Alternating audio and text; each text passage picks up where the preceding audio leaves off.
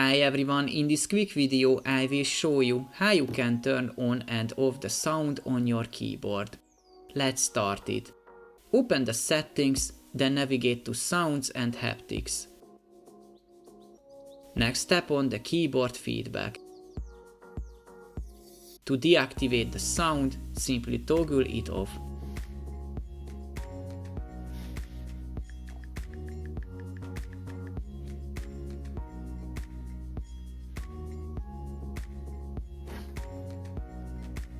As last resort, if you turn the silent mode on your iPhone, you can turn off the keyboard sound as well. At the end of my video, let me ask you a small favor.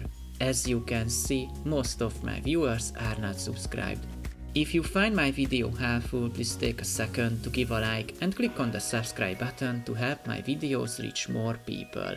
Thank you and see you in the next one.